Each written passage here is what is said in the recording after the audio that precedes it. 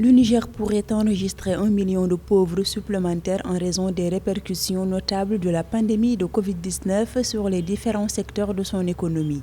Cette étude de la Banque mondiale sur la situation de l'économie et de la pauvreté au Niger montre que la pandémie de Covid-19 augmenterait de 270 000 le nombre de Nigériens vivant en dessous du seuil de la pauvreté pour la seule année 2020 et que d'ici 2021, environ 1 million de Nigériens se retrouveraient dans l'extrême pauvreté.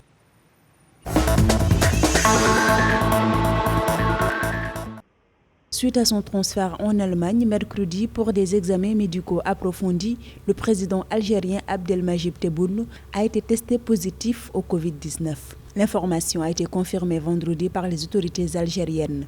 Le président algérien, 74 ans, s'était isolé volontairement suite à la découverte de cas de Covid-19 parmi les cadres supérieurs de la présidence. Puis, il avait été admis dans une unité de soins spécialisée de l'hôpital central de l'armée à Alger.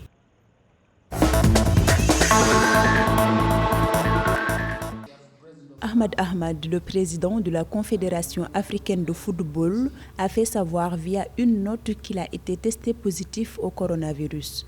Il avait déclaré avoir des symptômes légers, mais il allait bien et affirmé qu'il allait s'isoler pendant au moins 14 jours. Ahmad était présent dimanche pour la finale de la Coupe de la Confédération à Rabat au Maroc.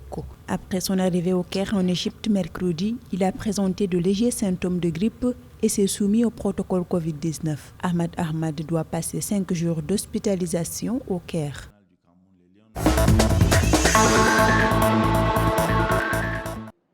Selon le Centre africain de contrôle et de prévention des maladies, CDC Afrique, les pays africains ont effectué plus de 17 millions de tests Covid-19 depuis le début de la pandémie sur le continent.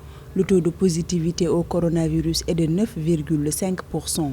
Dans son dernier bilan de situation, le CDC dénombre 1 759 794 cas d'infection en Afrique, dont 1 438 841 personnes guéries et 42 336 décès.